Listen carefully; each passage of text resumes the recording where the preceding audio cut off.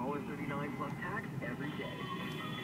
At participating McDonald's. Hey, John Shorthouse here. My guys at Rogers Yaletown, your Rogers authorized dealer, always have the best deals on. The Canucks just beat the Nashville Predators in Game 6.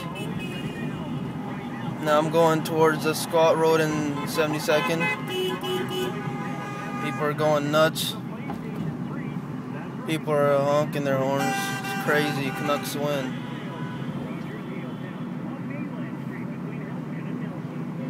For the first time in 17 years, Canucks have gone to the Western Conference Finals.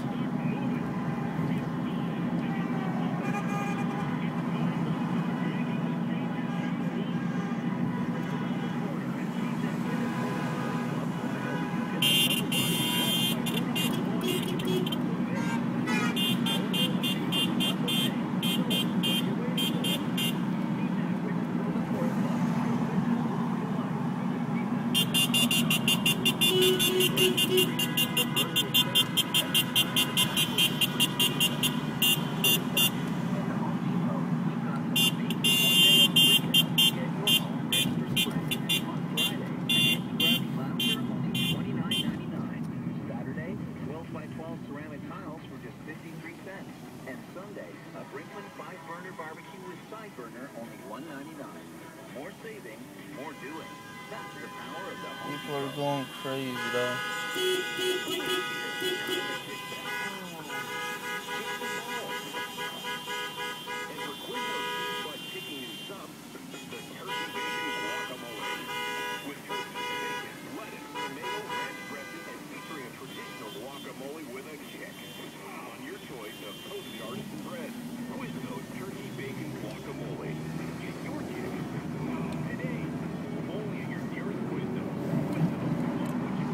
Sit down the guy.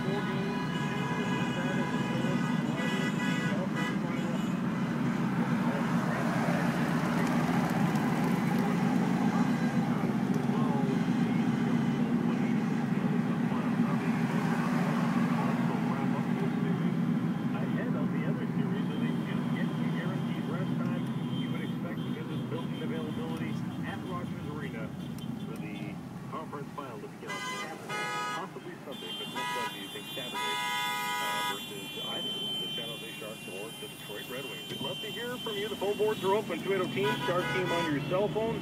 We're out of province, 1-866-262-616. Also, you can email us to the Wireless Wave in-game inbox, liveteamradio.ca, or text 104040.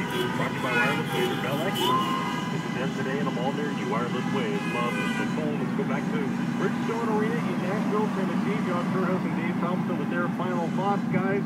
The Canucks probably played one of their worst second periods in a long, long time, and they followed that up with one of their best thirds. And with that, hold on for the victory, but some tenuous moments to be sure tonight. There were, and I thought that if any time throughout the series they were sitting back or being hemmed back, this one they seemed to have the most control over in the third period for some reason. Well, the reason being that they were able to force Nashville to put the puck in places they couldn't get to, and the Canucks defense were quicker to that. It's tough, Blake, when you play a team like the Predators that he never lets you get too far ahead in terms of the scoreboard, so you're always one small mistake away. But I didn't see that in the third period. I mean, well, the only real thing that got a little bit hairy was when 2-2 walked around Handus and got a real good half slapper on Rolongo, made the save, and then, of course, the frantic moments of the goaltender pulled and the Predators throwing the puck into traffic. But other than that, it was strangely a controlled sit-back.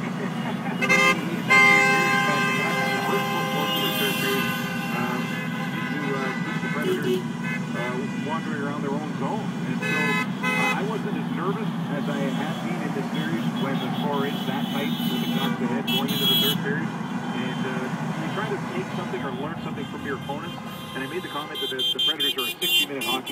by that, I mean they start working and they don't stop working until they're almost told not to.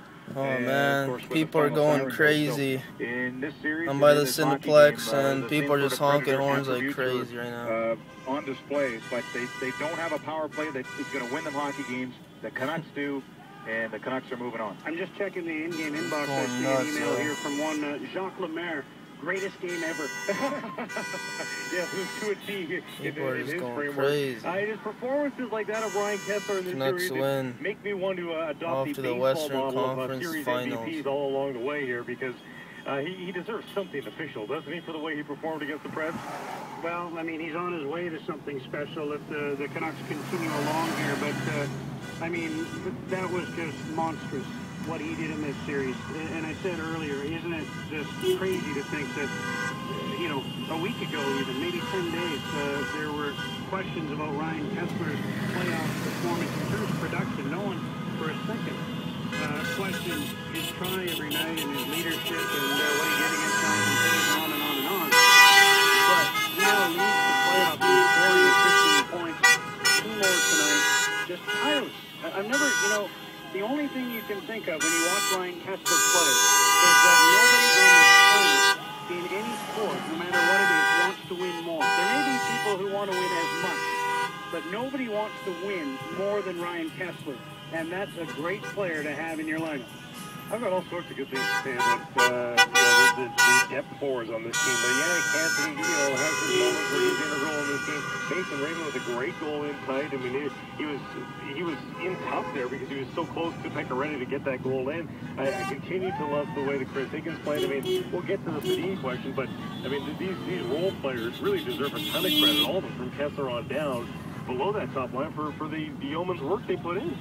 Yeah, for me, it does start with Kessler, and when you're his line mate, how can you turn away from a hit or jump out of the way or not chase down pucks? Being equal, about Raymond, and Higgins, it almost brought along by him. Kessler had 11 points in this series.